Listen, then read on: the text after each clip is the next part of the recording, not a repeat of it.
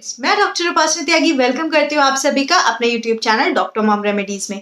आज की वीडियो में हम बात करेंगे कि अगर आपका बच्चा वेट गेन नहीं कर रहा है तो ऐसा तो नहीं है कि आप उसको खिलाने में कुछ गड़बड़ कर रही हैं। तो इन्हीं टॉपिक के ऊपर बात करेंगे और बच्चे को किस तरह से खिलाना है, और साथ में क्योंकि 6 to 7 मंथ्स की डाइट में ऑलरेडी डिस्कस कर चुकी हूँ, तो आज हम बात करेंगे 7+ मंथ के बच्चों के लिए डाइट में आप क्या ऐड कर सकते हैं, किस तरह खिला सकते हैं। तो अगर वीडियो अच्छी लगी तो लाइक कीजिएगा, शेयर कीजिएगा, कोई क्वेरी हो आप कमेंट कर सकते हैं, और चैनल को सब्सक्राइब करके नोटिफिकेशन बेल आइकन ऑन कर दीजिए कि आने वाली वीडियोस की सारी नोटिफिकेशन आपको मिले। और अगर आप चाहें तो मुझे इंस्टाग्राम पर भी फॉलो कर सकते हैं। तो चलिए वीडियो को स्टार्ट करते हैं। देखिए, जो मदर्स होती हैं इनिशियल टाइम में, जब 6 महीने के बाद के बच्चे को फीडिंग स्टार्ट करनी होती है, हम फीडिंग स्टार्ट करते हैं, उसको कुछ खिलाना शुरू करते हैं, बहुत कंसर्न होती है कि मेरा बच्चा वेट गेन नहीं कर रहा है, उसका डेवलपमेंट ठीक तरह से हो रहा है या नहीं हो रहा। वेट को लेके मदर्स कई बार बहुत परेशान रहती हैं। तो देखिए, एक बहुत ही कॉमन मिस्टेक है जो हम बीइंग पेरेंट्स करते हैं और हमें उसका आइडिया भी नहीं होता, जिसको हम बोलते हैं कि हम बच्चे को जो खाना खिलाते हैं वो बेसिकली हम उसको फिलर्स खिला देते हैं रेदर देन सॉलिड्स। अब इन चीजों का क्या मतलब है, मैं बिल्कुल आसान शब्दों में आपको समझाऊंगी, तो आप देखिएगा कि ये वीडियो आपके लिए जरूर हेल्पफुल होगी। देखिए, जब हमें 6 महीने से ऊपर के बच्चे को फीडिंग स्टार्ट करनी होती है तो उसको हम कॉम्प्लीमेंट्री फीडिंग बोलते हैं। कॉम्प्लीमेंट्री मतलब कि ऑलरेडी बच्चे का जो मेन सोर्स ऑफ न्यूट्रिशन है, जो कि या तो माँ का दूध है, ब्रेस्ट फीडिंग है, या फिर फॉर्मूला फीड है, तो जो मेन सोर्स ऑफ न्यूट्रिशन है वो बच्चे का दूध है। अगर बच्चा उस दूध के साथ सॉलिड्स को स्टार्ट करेगा, मतलब हमें कॉम्प्लीमेंट्री करना है इस जो ऑलरेडी बच्चे की डाइट है उसको, और कॉम्प्लीमेंट्री में हमें क्या करना है, सॉलिड्स इंट्रोड्यूस कर रहे हैं। लेकिन हम बीइंग पेरेंट्स क्या गड़बड़ करते हैं, हम बच्चे को बहुत ही सेमी सॉलिड, मतलब बहुत ही पानी जैसा, लिक्विड जैसा खाना देना शुरू कर देते हैं, जो कि फिलर्स कहलाता है। फिलर्स मतलब वो एक ऐसी चीजें हैं कि जब बच्चा उनको खाता है तो बच्चे का पेट जल्दी भर जाता है, और पेट भरने की वजह से बच्चा जो उसका मेन सोर्स ऑफ न्यूट्रिशन है, जो कि या तो माँ का दूध होना चाहिए या फिर फॉर्मूला फीड होना चाहिए, उसको कम पीता है। इसकी वजह से क्या होता है कि बच्चे का वेट गेन अच्छे से नहीं हो पाता है और बच्चे का डेवलपमेंट अच्छे से नहीं हो पाता है। क्यों? क्योंकि फिलर्स ने क्या किया है, मेन सोर्स ऑफ न्यूट्रिशन को हटा दिया है। साथ में जो फिलर्स है उसके अंदर क्योंकि पानी का अमाउंट ज्यादा है, तो जो भी आप फूड उसको देना चाह रहे हैं उसका न्यूट्रिटिव वैल्यू कम है उसके अंदर, क्योंकि उसमें पानी ज्यादा है। तो इसलिए हमें हमेशा याद रखना है कि 6 महीने से जो ऊपर के बच्चे हैं उसमें बेसिकली ये कॉम्प्लीमेंट्री फीडिंग है, मतलब कि मेन सोर्स के साथ हमें उसको सॉलिड स्टार्ट करने हैं। दूसरा, अब कुछ मदर्स का या कुछ पेरेंट्स का ये कंसर्न होगा कि हम कैसे बच्चे को सॉलिड फूड दे दें, भाई बच्चे को चोक कर जाएगा, बच्चे को अटक जाएगा। तो मैं आपको बता दूं, मेरे यहाँ भी छोटा बच्चा है, अभी उसकी एज 8 मंथ्स है, मैं 6 मंथ से वामिका को सॉलिड्स दे रही हूँ। हमें कुछ बातों का ध्यान रखना होता है। सबसे पहले जो हम खाना दे रहे हैं उसके साइज का। जब वामिका 6 महीने की थी, मैं उसको उसके बाद 6 महीने कंप्लीट करके 7 मंथ से ही मैंने उसको रोटी खिलाने स्टार्ट कर दी थी।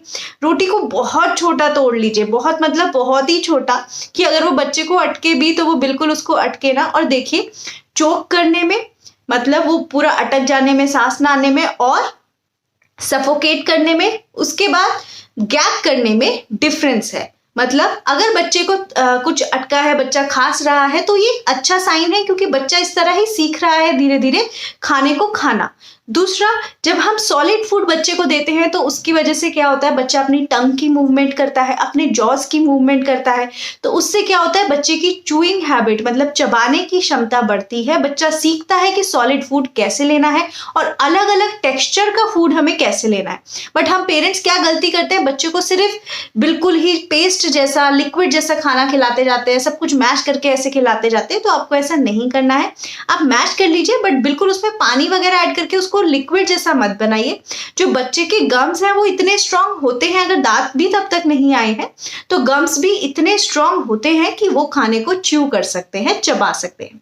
सिर्फ आपको ये ध्यान रखना है कि आप जब भी बच्चे को कोई सॉलिड फूड दे रही हैं वो बहुत छोटे साइज का हो। इतना छोटा उसको कर दीजिए कि वो बच्चे को अटके नहीं।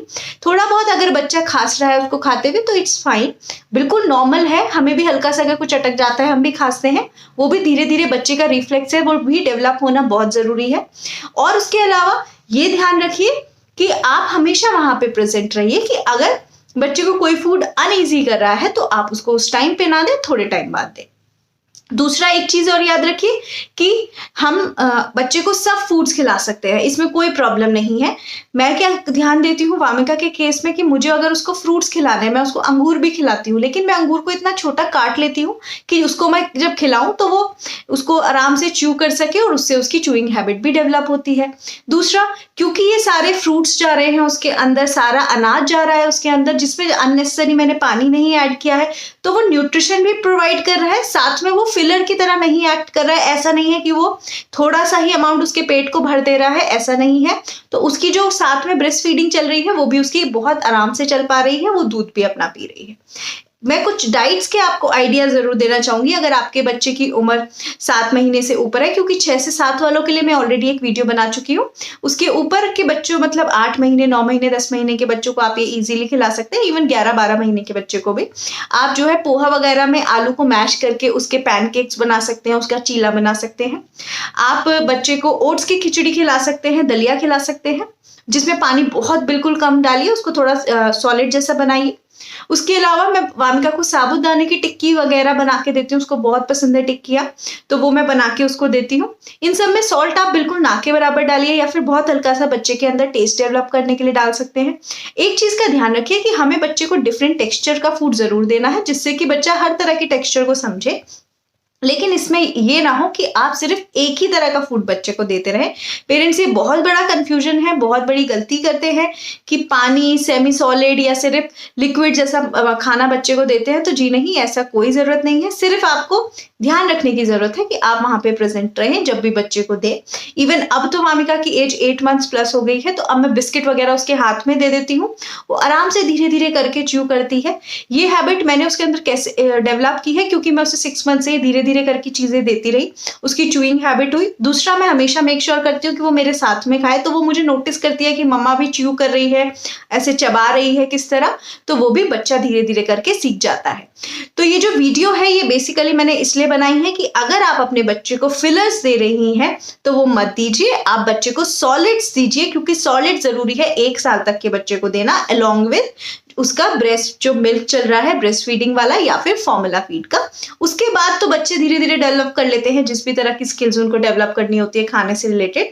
बट ऐसा ना हो कि आप फिलर्स देके बच्चे का पेट भर दे और ना ही न्यूट्रिशन जाए और बच्चे का जो मेन सोर्स ऑफ न्यूट्रिशन है वो भी कम हो जाए, तो बच्चे का वेट गेन नहीं होगा, बच्चा उस तरह से डेवलपमेंट नहीं करेगा जिस तरह उसे करना चाहिए। सो आई होप ये वीडियो जो है इसमें मैंने पॉइंट बहुत क्लियर कर दिया है। अगर अच्छा लगा हो तो लाइक कीजिएगा, औरों के साथ शेयर कीजिएगा, सब्सक्राइब कीजिएगा, और कोई क्वेरी हो तो आप कमेंट कर सकते हैं। और एक और चीज मैं बोलना चाहूंगी कि ब्रेस्ट फीडिंग से रिलेटेड मेरे चैनल पे बहुत अच्छी वीडियोस हैं, आप उनको चेकआउट कीजिए। आपकी जो ब्रेस्ट फीडिंग की जर्नी है उसमें वो बहुत हेल्पफुल रहेंगी। बेबी केयर रिलेटेड वीडियोस हैं, फीमेल हेल्थ रिलेटेड वीडियोस हैं, आप उन्हें देखिए। डेली वीडियोस आती हैं जिसमें एक फीमेल की पूरी जर्नी आती है, जो कि प्री प्रेगनेंसी, प्रेगनेंसी और प्रेगनेंसी के बाद के मदरहुड जर्नी पे है, तो आपको वो वीडियोस बहुत हेल्पफुल रहेंगी। So thank you so much.